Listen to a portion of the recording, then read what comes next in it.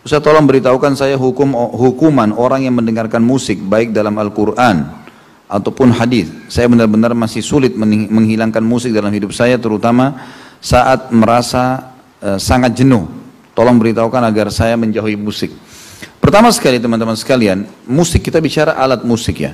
Musik itu disumpahi dan bersumpah padanya pada sebuah ayat Abdullah bin Mas'ud radhiyallahu anhu.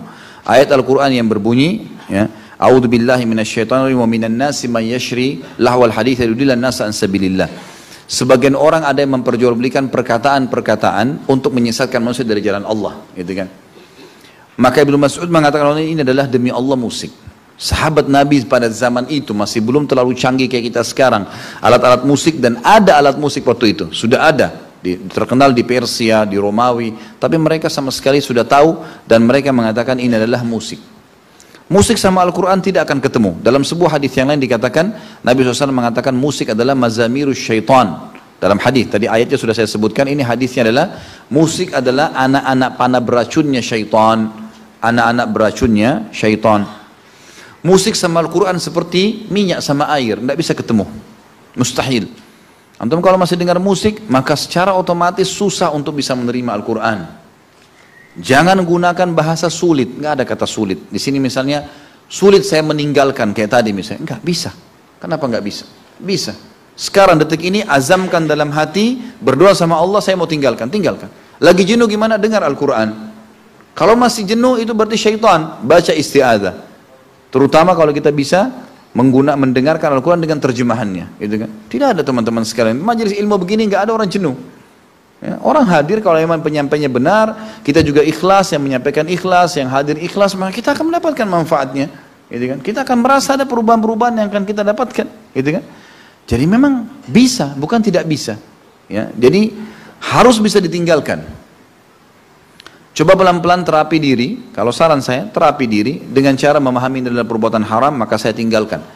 Syaitan yang mendatangkan kejenuhan teman-teman, putus asa, dendam syaitan. Sekali lagi mendatangkan kejenuhan, putus asa, sumpah, sedih, syaitan semua. Enggak ada dalam Islam itu. Enggak ada dalam Islam. Karena sesuatu terjadi dalam Islam, kita sudah mengatakan Allah sudah takdirin, sudah saya terima. Sudah selesai. Kita disuruh selalu optimis, tadi saya bilang, ke depan. Kita enggak disuruh lagi korek-korek yang masa lalu sudah berlalu, sudah selesai urusannya, gitu kan?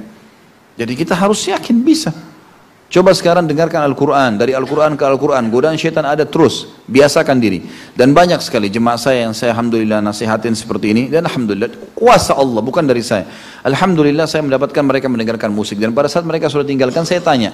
Kemarin saya ke Makassar, ada satu suami istri, kemudian mereka dulu pernah haji dengan saya dan alhamdulillah sudah berubah, gitu kan? Dan mereka dulu tuh selalu ada penyanyi baru, ada musik baru, ada segala macam, selalu konsernya hadirlah, beli segala macam sampai berapa banyak. Alhamdulillah mereka setelah dengar ceramah, memang awalnya mereka bilang proses, tapi setelah kita tinggalkan, ya saya tanya, naik di mobil mereka tuh di Makassar, saya diajak makan, kemudian saya tanya, bagaimana perasaan kalian sekarang, secara pribadi saja. Dia bilang, Ustaz luar biasa tenangnya sekarang. Di mobil ini begitu buka, dengar ceramah. Kebetulan ceramah saya dia dengar. Kemudian saya sekarang berpikir, kalau betapa bodohnya saya dulu pada saat cuma dengar musik saja. Saya seperti dibodoh-bodohin, uang sekian puluh juta sudah habis. Sampai dulu ada yang pasang speaker di mobilnya, sampai ngomong sama istrinya, teriak-teriak karena kerasnya suara musik itu, gitu kan. Ada orang subhanallah kadang-kadang syaitan bukan cuma goda dia, hatinya jadi masalah dengar musik, dia paksa orang lain dengar sampai goyang jalanan, gitu kan. Tak tahu dapat apa ini, dapat apa semua, tidak ada manfaatnya sama sekali. Ada orang di kampung, di ganggang putar dandut, paksa orang lain dengar. Subhanallah, kenapa harus paksa seperti ini, gitu kan? Dan lebih jauh daripada teman-teman, kalau praktek saya pribadi, Allahu alam, saya coba menelusuri kisah para sahabat, para tabi'in, saya melihat teman-teman sekalian pada saat mereka tuh punya satu kelebihan ya, yang memang kalau kita peka kita akan tangkap. Mereka sangat peka dengan dosa sekecil apapun.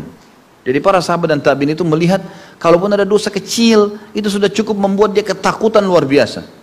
Jadi walaupun tidak disengaja ya, seperti Qadhi Iyad rahimahullah mengatakan, saya mengetahui kalau saya punya dosa, saya tahu ini dosa, tapi saya melakukannya tidak sengaja pun.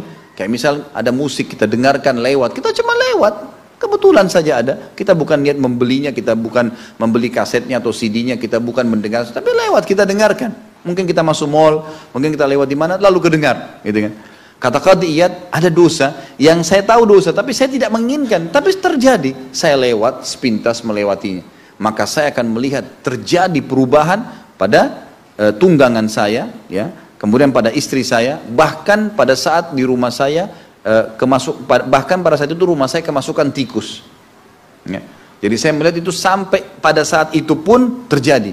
Allah datangkan cobaan hanya karena masalah dosa yang tidak disengaja loh. Bagaimana dengan orang yang sengaja? Makin peka kita teman-teman, maka makin banyak sekali manfaatnya. Coba dipraktekin. Insya Allah ini adalah resep yang sangat bagus. Bagaimana sih yang diterima oleh orang yang menghalalkan musik? Ini sama tadi ya. Sebenarnya ancaman deh. Ada dalam ayat Al-Quran dikatakan akan dituangkan di dalam telinga mereka, ya, cairan yang panas. Dalam ayat Al-Quran, tapi saya tidak ingat sekarang di ayat berapa atau di surah apa, tapi itu ada penjelasan dan saya sarankan teman-teman bisa kembali ke buku-buku yang sudah ditulis oleh para teman-teman dai berhubungan dengan masalah musik ini. Allahu a'lam.